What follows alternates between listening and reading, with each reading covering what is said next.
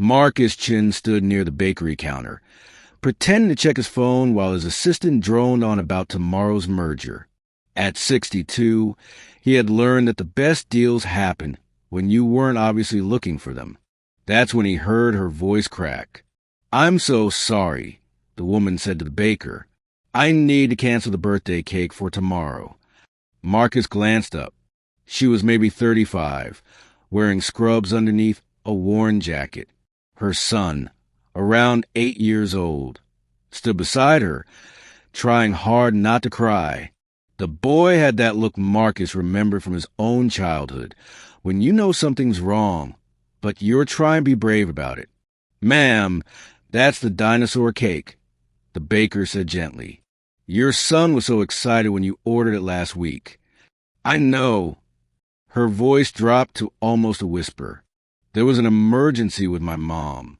She fell and I had to pay for her medication and the specialist visit. I just don't have the money right now." The little boy tugged his mother's sleeve. "Mom, it's okay. I don't need a cake. Really." But his eyes told a different story. Marcus watched the mother kneel down, eye level with her son. "Daniel, baby, I promise we'll do something special. Maybe next month."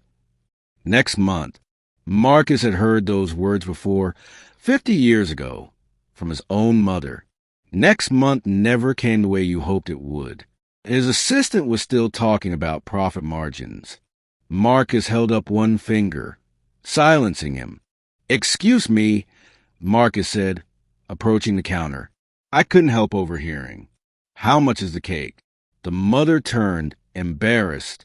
"Oh, no, please. That's very kind, but we couldn't possibly."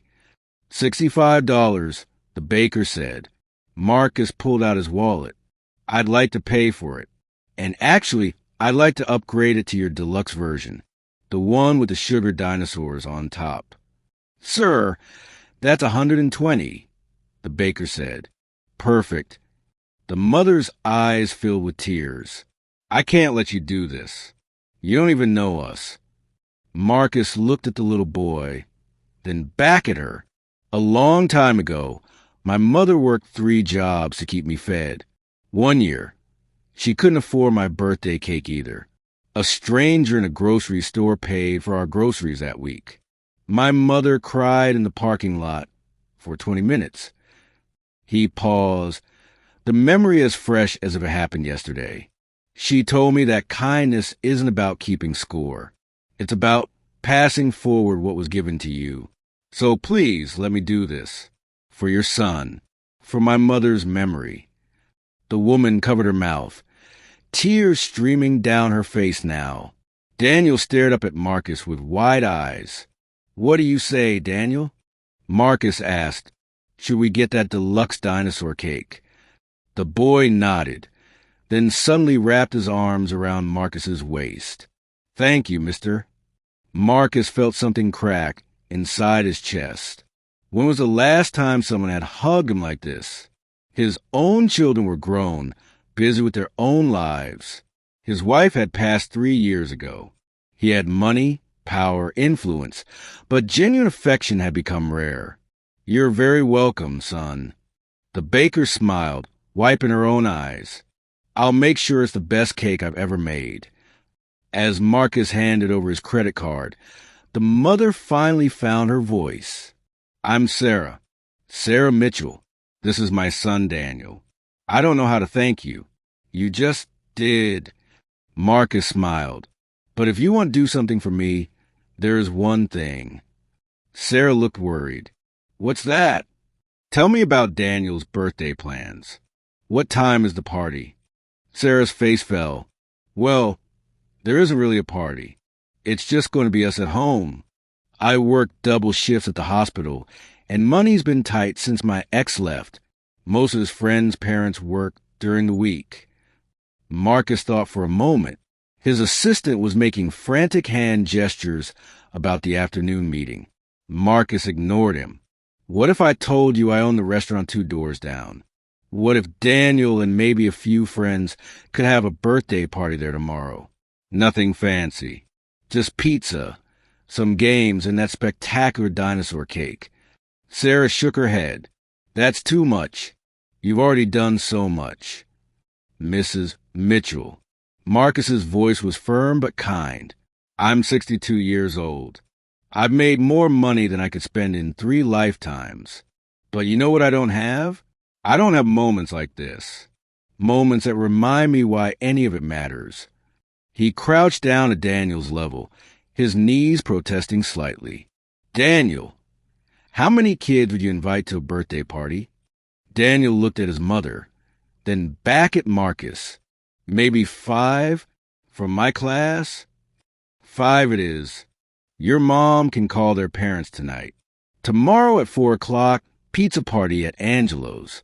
And that magnificent dinosaur cake. Deal. Daniel's face lit up like Christmas morning. Really? Really, really? Really, really? Sarah was crying again, but this time she was smiling through the tears. Why are you doing this? You don't know us. We're complete strangers. Marcus stood up, feeling every one of his 62 years and grateful for each one. Because someone did it for me once. Because your son reminds me of myself at his age. Because tomorrow he'll remember this birthday for the rest of his life. And because being kind is the only thing that really matters in the end. He pulled out a business card and wrote his personal number on the back. Call me tonight with the details. And Sarah, one more thing. Where do you work? St. Mary's Hospital. I'm a nurse in the pediatric unit. Marcus nodded slowly.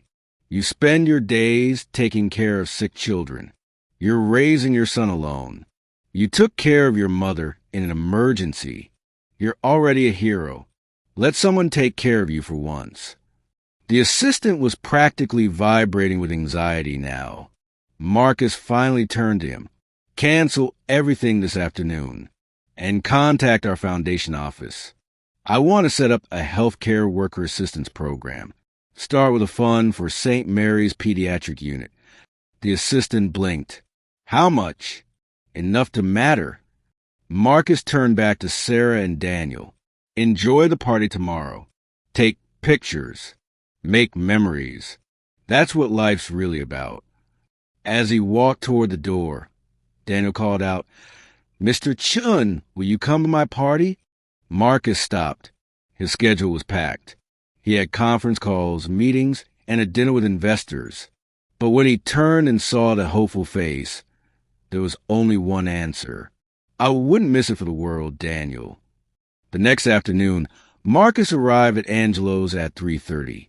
He'd had his staff set up decorations with balloons, streamers, and a banner that said, Happy Birthday, Daniel.